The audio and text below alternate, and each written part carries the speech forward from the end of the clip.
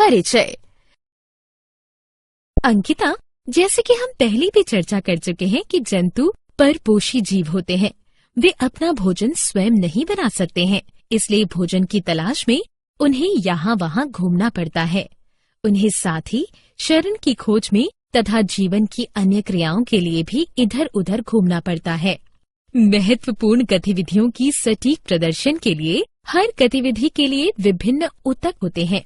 अपने कार्यों के आधार पर जंतु ऊतक 4 प्रकार के होते हैं: एपिथीलियमी ऊतक, संयोजी ऊतक, पेशिया ऊतक तथा तंत्रिका ऊतक। उद्देश्य। इस पाठ के अंत में आप निम्न करने में सक्षम हो जाएंगे: जंतु ऊतकों को परिभाषित करना, जंतु ऊतकों के प्रकारों को पहचानना, एपिथीलियमी ऊतकों के गुणों को समझना, एपिथीलियमी ऊतकों के प्रकारों को जानना, एपिथीलियमी ऊतकों के कार्यों को जानना, संयोजी ऊतकों के गुणों को समझना, संयोजी ऊतकों के प्रकारों को जानना, संयोजी ऊतकों के कार्यों को जानना, पेशीय ऊतकों को जानना, पेशीय ऊतकों के प्रकारों को पहचानना, पेशीय ऊतकों के कार्यों को जानना, तंत्रिका ऊतकों को जानना, तंत्रिका ऊतकों के प्रकारों को पहचानना, तंत्रिका ऊतकों के कार्यों को जानना। एपिथीलियमी ऊतक ऐसे ऊतक जो कि शरीर के अंगों को बाहर से ढकते हैं तथा खोखले अंगों को अंदर से रेखित करते हैं, एपिथीलियमी ऊतक कहलाते हैं। हाँ अंकिता, एपिथीलियमी ऊतक की कोशिकाएं एक दूसरे से कसकर सटी होती हैं तथा एक अनवरत परत का निर्माण करती हैं। इन कोशिकाओं के मध्य अंतरा कोशिका स्थान तथा मैट्रिक्स नहीं पाया जाता। एपिथेलियमी कोशिकाएं त्वचा, मुख गुहा के अस्तर पर आहार नली, वृक्कीय नली, फेफड़े तथा ग्रंथियों में पाई जाती है। एपिथेलियमी ऊतकों के प्रकार। कोशिकाओं के कार्यों को तथा उनकी आकृतियों के आधार पर एपिथेलियमी ऊतकों को 5 प्रकारों में वर्गीकृत किया गया है: शल की एपिथेलियम, घनाकार एपिथेलियम, स्तंभाकार एपिथेलियम, ग्रंथिया या ग्रंथिल एपिथेलियम, पक्षमाभी एपिथेलियम। शल की एपिथेलियम पतली, चपटी, अनियमित आकार वाली कोशिकाओं से मिलकर बने होते हैं, जो कि फर्श की टाइल्स की तरह परस्पर फिट होकर एक सघन ऊतक का निर्माण करती है। ये गुहाओं तथा रक्त वाहिकाओं के अस्तरों तथा जीव एवं त्वचा के कवर में पाए जाते हैं। इन्हें फुटपाथ यानी पेवमेंट एपिथेलियम के नाम से भी जाना जाता है। घनाकार एपिथेलियम में कोशिकाएं घन से आकार की होती हैं। वे अनुभाग काट करने पर वर्ग की भांति प्रतीत होते हैं, किंतु मुक्त सतह पर षटकोण की भांति दिखते हैं। वे वृक्कीय नलिकाओं, थायराइड पट्टिकाओं, लार ग्रंथियों, श्वेत ग्रंथियों तथा बहिःस्रावी ग्रंथियों में पाई जाती हैं। स्तंभाकार एपिथेलियम ऐसी कोशिकाएं से मिलकर बने होते हैं जो कि स्तंभ की भांति दिखाई देती हैं, क्योंकि वे चौड़ाई की अपेक्षा अधिक लंबी होती हैं। उनके केंद्रक आधार पर स्थित होते हैं। ये पेट के अस्तर, छोटी आंत, बृहदांत्र, पित्ताशय तथा श्लेमा झिल्ली वाले अंडवाहिनी में पाए जाते हैं। स्तंभाकार एपिथेलियम कभी कभी रूपांतरित होकर ग्रंथियों का निर्माण करते हैं, जिनसे कुछ रसायनों का स्रावन होता है तथा इस प्रकार ग्रंथियां एपिथेलियम में बदल जाती हैं। ये आमाशय की श्लेमा झिल्लियों में तथा श्वेत एवं तेल ग्रंथियों में पाए जाते हैं। क्या आप जानते हैं कि कुछ स्तंभाकार या घनाकार कोशिकाओं में मुक्त सीमा पाई जाती है, जो कि धागे सदृश कोशिका द्रव्य ब्राह्म्य विकास, जिन्हें पक्षुम सीलिया कहते हैं, को धारण करते हैं। ऐसी कोशिकाएं पक्षमाभी एपिथेलियम का निर्माण करती हैं।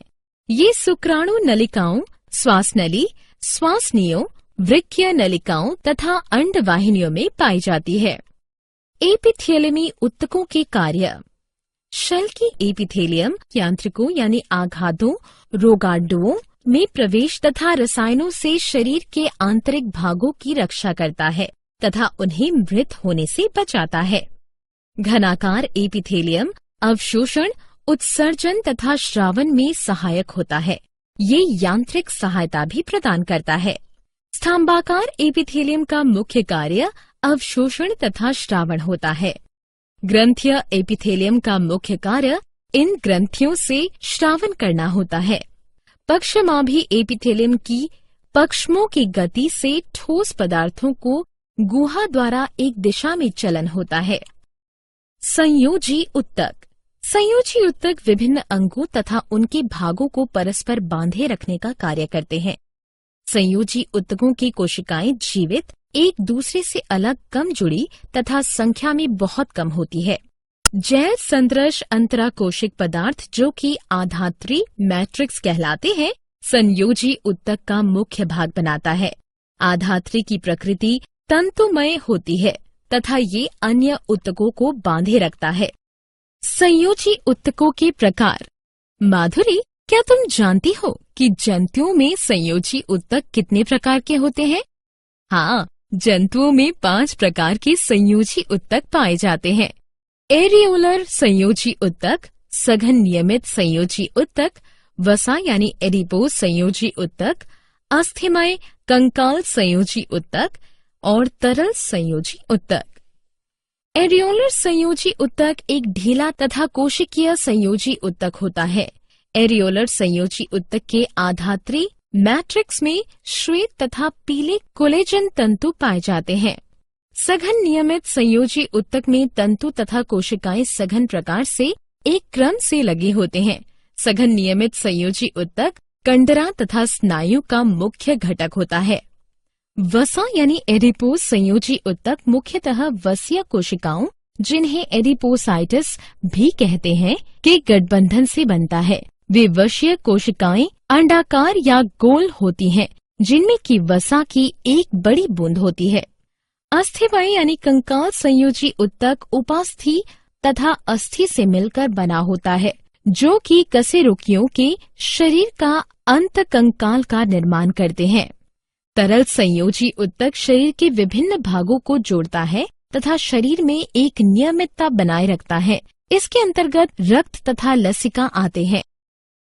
क्रियाकलाप। रक्त कोशिकाओं के विभिन्न प्रकारों को जानने के लिए चलो एक क्रियाकलाप करते हैं। मैंने एक स्लाइड पर एक बूंद रक्त की डाली है तथा अब सूक्ष्मदर्शी के अंतर्गत इसका पर्यवेक्षण करती हूँ। हम लाल रुधिर कोशिकाओं या रक्ताणु इरिथ्रोसाइट, श्वेत रुधिर कोशिकाओं या श्वेताणु ल्यूकोसाइट तथा पट्टिकाणु प्लेटलेट को देख सकते हैं। प्लाज्मा रुधिर का कुल 55% भाग बनाता है। प्लाज्मा एक जटिल तरल है जिसमें अकार्बनिक लवण तथा कार्बनिक पदार्थ जैसे एल्ब्यूमिन, ग्लोबुलिन तथा फिब्रिनोजन ग्लूकोज एमिनो अम्ल, वसा, विटामिन, एंजाइम, हार्मोन तथा त्यज्य पदार्थ जैसे यूरिया तथा यूरिक अम्ल पाए जाते हैं। मानव लाल रुधिर कोशिकाएं गोल, उभयावतल यानी वाइको-नकीव तथा संख्या में अधिक होती है। इनमें लोह युक्त जटिल प्रोटीन हीमोग्लोबिन पाई जाती है, जिसके कारण इसका रंग लाल होता है। श्वेताणु यानी ल्यूकोसाइट अमीबिया केंद्रक युक्त तथा श्वेत होते हैं। वे आकार में बड़े किंतु संख्या में कम होते हैं। ये 2 प्रकार के होते हैं। अकन कोशिकाएं यानी एग्रेन्युलोसाइट बिना कण युक्त तथा बिना लोब युक्त केंद्रक वाले होते हैं। ये 2 प्रकार के होते हैं, मोनोसाइट तथा लिम्फोसाइट। कण कोशिकाएं ग्रेन्युलोसाइट में कोशिका द्रव्य कण तथा लोब युक्त केंद्रक पाया जाता है। ये 3 प्रकार के होते हैं, न्यूट्रोफिल, एसिडोफिल तथा बेसोफिल। रुधिर पट्टिकाणु प्लेटलेट छोटे अकेंद्रकीय बड़ी अस्थि मज्जा की कोशिकाएं, जिन्हें मेगाकैरियोसाइट कहते हैं, के विखंडन से बनती है। संयोजी उत्तकों के कार्य। एरियोलर संयोजी उत्तक के सहायक उत्तक है तथा ये देह गुहा में स्थित अंगों के मध्य पैकिंग उत्तकों का कार्य करते हैं। ये आघात के पश्चात उत्तकों की मरम्मत करता है, विषों से लड़ता है तथा त्वचा के नीचे स्थित पेशियों को स्थिरता प्रदान करता है। सघन नियमित संयोजी उत्तक जोड़ों को मजबूती प्रदान करता है तथा साधारण गति की अनुमति देता है। माधुरी, क्या तुम जानती हो कि स्नायु में अत्यधिक खिंचाव के कारण मोच आती है? वसा एडिपोज संयोजी उत्तक वसा को संचित करता है, शरीर तथा पैरों को आकृति प्रदान करता है, अंतरंग अंगों को नियमित आकार देता है, वृक्कों तथा नेत्र गोलकों को के आसपास आघात को अवशोषित करने वाले गद्दे की भांति कार्य करता है तथा इंसुलेटर की भांति भी कार्य करता है। अस्थिमय कंकाल संयोजी उत्तक अंततः कंकाल का निर्माण करता है, शारीरिक अंगों को सहायता तथा लचीलापन प्रदान करता है, मुख्य अंगों को सुरक्षित रखता है तथा कैल्शियम एवं फॉस्फेट को संचित करता है। तरल संयोजी उत्तक पूरे शरीर के उत्तकों को पोषित तत्वों, हार्मोन तथा विटामिन का परिवहन करते हैं तथा पूरे शरीर को उत्तकों से उत्सर्जी पदार्थों को यकृत तथा वृक्क तक ले जाता है। पेशीय उत्तक। पेशीय उत्तक अनियमित कोशिकाओं से मिलकर बने होते हैं, जिन्हें पेशीय तंतु कहते हैं। पेशियों में विशेष प्रोटीन पाई जाती है, जिन्हें संकुचनशील प्रोटीन भी कहते हैं। जब ये प्रोटीन सिकुड़ती है या संकुचित तथा शिथिल होती है, तब गति होती है। पेशीय उत्तकों के प्रकार। अंकिता, स्थिति, संरचना तथा कार्य के आधार पर पेशीय तंतु 3 प्रकार के होते हैं: रेखित पेशी, चिकनी पेशी, कार्डिक यानी हृदय पेशी। रेखित पेशियां पैर, जीभ, उदर, भित्ति, ग्रसनी तथा ग्रसिका में पाई जाती है। इनमें एक के बाद एक हल्के तथा गहरे रंग की रेखाएं या धारियां पाई जाती हैं। ये लंबी, बेलानाकार, शाखा रहित तथा बहुनाभीय होती हैं। ये पेशियां हमारी इच्छा के अनुसार गतिमान होती हैं, अतः इन्हें ऐच्छिक पेशियां भी कहते हैं। चिकनी पेशियां आमाशय की भित्तियों, आंत्र, रक्त नलिकाओं, आंख की आइरिश तथा गर्भाशय में पाई जाती है। ये आकार में छोटी, एक केंद्रिकाएं तथा तर्कु रूपी होती है एवं परतों के रूप में व्यवस्थित होती है। ये पेशियां हमारी इच्छा के अनुसार गतिमान नहीं होती, अतः इन्हें अनैच्छिक पेशियां भी कहते हैं। कार्डिक यानी हृदय पेशियां हृदय के मायोकार्डियम में पाई जाती है। वे रेखित तथा चिकनी दोनों तरह की होती हैं। हृदय पेशियां शाखित रेशों से मिलकर बनी होती हैं। ये शाखाएं परस्पर मिलकर एक जाल का निर्माण करती हैं। प्रत्येक रेशा सार्कोलेमा द्वारा घिरा होता है तथा इसके अंदर एक मध्य में केंद्रक तथा अनुदैर्ध्य मायोफाइब्रिल के साथ सार्कोप्लाज्म पाया जाता है। अंतराकोशिक स्थान अधिक मात्रा में पाए जाने वाले ढीले संयोजी उत्तक द्वारा भरे रहते हैं। रेखित पेशियां गमन तथा शरीर को ऐच्छिक गति करने के लिए बल प्रदान करती है। चिकनी पेशियां अनैच्छिक पेशियां होती हैं, अर्थात वे हमारी इच्छाओं के अनुसार कार्य नहीं करती हैं। आहार नली में भोजन का आगे बढ़ना, नलिकाओं का खुलना तथा बंद होना आदि चिकनी पेशियों के कारण ही होता है। कार्डिक यानी हृदय पेशियां जीवन भर तेजी से संकुचित तथा शिथिल होती हैं। ये संकुचन तथा शिथिलन हृदय कोशिकाओं को रुधिर को पंप करने में तथा रुधिर को शरीर के विभिन्न भागों तक पहुंचाने में सहायक करता है। तंत्रिका उत्तक। तंत्रिका उत्तक वो उत्तक है जो हमारे शरीर को संदेश प्रवाहित करता है। तंत्रिका उत्तक में मुख्य एकल कोशिकाएं पाई जाती हैं, जिन्हें तंत्रिका कोशिका या तंत्रिक कोशिका कहते हैं, जिनमें कि शरीर के अंदर और बाहर उद्दीपनों को ग्रहण करने तथा उन्हें शरीर के विभिन्न भागों तक पहुंचाने की क्षमता होती है। ये उद्दीपन एक तंत्रिक कोशिका से अन्य तंत्रिक कोशिका तक जाता है। माधुरी, क्या तुम्हें पता है कि प्रत्येक तंत्रिक कोशिका में 3 भाग पाए जाते हैं? कोशिका काय, सायोटिन, धूम्राक्षय तथा तंत्रिकाक्ष, एक्सान। सायोटिन या कोशिकाएं में एक मध्य केंद्रक तथा कोशिका द्रव्य पाया जाता है, जिसमें गहरे रंजित कण पाए जाते हैं, जिन्हें निसेल ग्रेन्यूल कहते हैं। डेंड्रोन छोटी प्रक्रियाएं होती हैं जो कि साइटोन या कोशिका काय से निकलकर आगे चलकर धूम्राक्षय में शाखित हो जाती हैं। तंत्रिकाक्ष एक से व्यास की एकल लंबी बेलन नुमा प्रक्रिया है। तंत्रिकाक्ष सिरे पर पतली शाखा बनती है। प्रत्येक शाखा एक फुली हुई संरचना जिसे सिनेप्टिक पुटिका कहते हैं में जाकर मिलती है।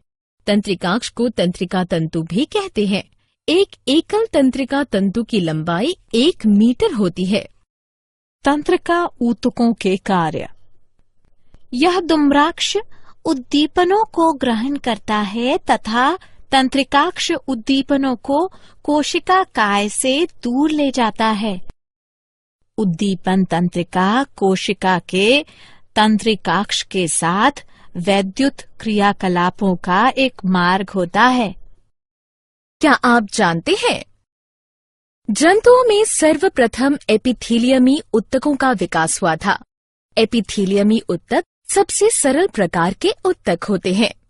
शरीर के कुल भार का 40% रेखित पेशियां बनाती हैं। लाल अस्थि मज्जा में हीमोसाइटोप्लास्ट विकसित रुधिर कोशिकाओं को जन्म देते हैं। मानव शरीर में लगभग 6.8 लीटर रक्त पाया जाता है।